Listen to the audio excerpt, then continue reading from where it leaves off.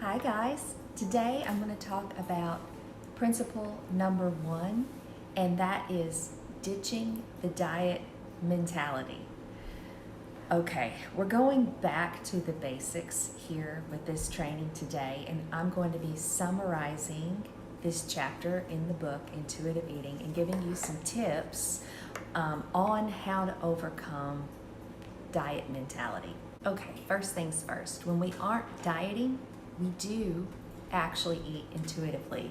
We ate intuitively as children. This is how we were designed. I love to go back and watch children eat because you can see that they clearly eat when they're hungry. Babies cry when they're hungry. They stop when they're full. And somewhere along the lines, we've unlearned this very basic thing, which was knowing how to eat. When you're an intuitive eater, it naturally listens to its signals of hunger, its signals of fullness. And if you can unwind diet mentality, I refer to it a lot of times as diet brain, then you can learn a lot faster how to become an intuitive eater again. It's not, it's easier than it looks. It's not just learning a bunch of rules. That's not what it's about. But intuitive eating has some wonderful guidelines that you can follow. And I'm going to go through these in the coming weeks. We're going to start with this principle number 1. And what these guidelines do is it helps you navigate the process as you move forward towards learning to be a more intuitive eater. So today, let's just focus on the first one, rejecting the diet mentality. In the book, Principle 1 is Chapter 6, if you have that and you want to pause this or take some time to read that. This is something that I would recommend as you're starting out. Now, I'm going to quickly just kind of sum up what the book says in this chapter about diet mentality. This is just kind of a definition. You guys, I'm going to read it right here from the book Intuitive Eating.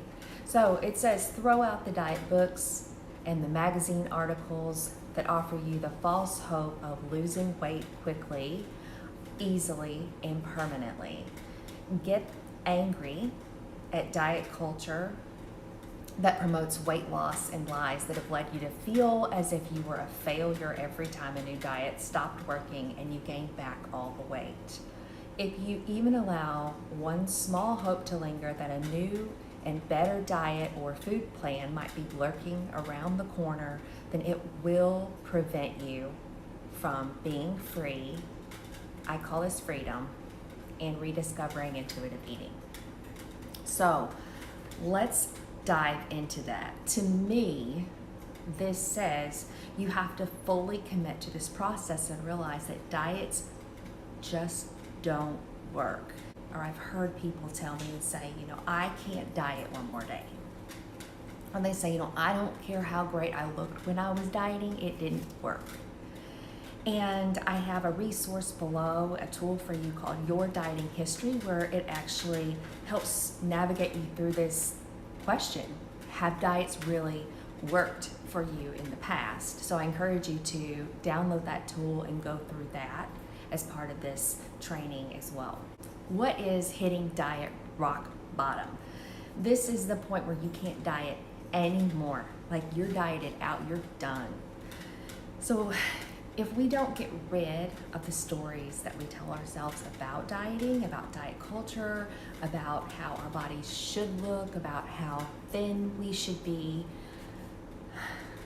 we basically are brainwashing ourselves in this diet culture. We have to break down those stories that we tell ourselves first and foremost. If not, it's going to be very, very challenging to tune back into your body and to become an intuitive eater in general if you don't work through all that diet brain, the muck, the mess, which is what I like to refer to it as, that we've been taught to believe about diets. Now, I have people say, I'm not a dieter or this or that. We'll get to this. I just want to jump to the food. This is the most important principle. I think we can all relate to having stories about dieting, about diet culture, Sometimes one of the strategies that I will recommend for clients as they're trying to let go of these stories, of these thoughts, of the muck, the yuck in diet brain, is to just breathe. And I'll put a 3-part breath below for you too in this module to play as you lie and just breathe and think of the stories, the diet brain, the comments, the things that you're telling yourself, and almost let them, as you're breathing, imagine like a bubble, like you're getting ready to blow a bubble, like it's just rising up out of your body. Close your eyes. It's going into the sky, into the sky, into the sky, into the sky. All those things you think about yourself. And just let it pop. Because that's not you. That's not a part of you. So we're just, in this world of ditching diets together, here in this community, what we're trying to do is we have so many stories of, in diet culture, of what we should look like, how we should eat, what we should do, what the right thing is. If we could identify those stories, all the muck, all the stuff we're telling ourselves, and get real with them, we could just identify, oh, that's diet brain. That's not the truth. I'm going to put that in a bubble and I'm going to detach from that because that's not me. That's just a story I'm telling myself. Let it float away. Let it pop. Get rid of it. So what we're doing is noticing that it is part of our story, but it's not part of us. So we don't have to let that be part of us. So if we detach from it, let it float away, process it, we can let go of it and realize, wow, I'm actually not my story. Who would I be without that? And so that could be an interesting thing to think about. You know, a lot of peace and freedom comes from your body when you realize you're not these things anymore. So let's detach from all the stories that we have in our head about ourselves and identify, well, what are our stories? And I'm just going to give you some examples of things that might be holding you back, or some things that I hear people say. So you might be telling yourself this in your head. I'm a binge eater, so I'm always going to be out of control around food. I can't have that food in the house because I will always be out of control around that. My body is too large. It needs to be smaller.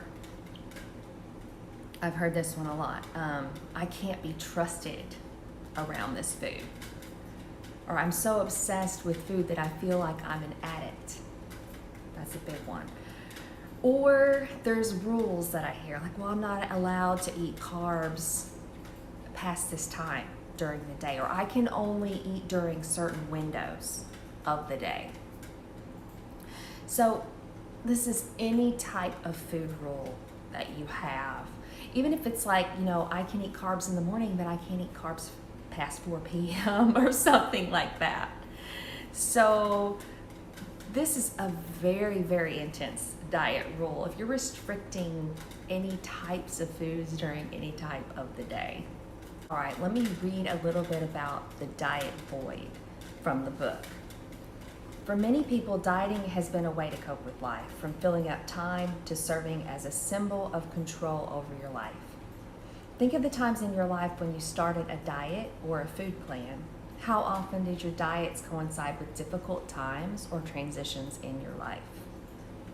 It's not unusual to begin a diet during the following life transitions: passing from childhood to adolescence, leaving home, marrying, starting a new job, or experiencing marital difficulties. There's a social element to dieting that you might miss. So this is called the dieting void. Dieting, it's like this cognitive dissonance. It's like, I know it's not gonna work, but I'm gonna try it anyway because I'm just so desperate for that excitement, for that hope. but this time it's going to work. How many of you guys can relate to that?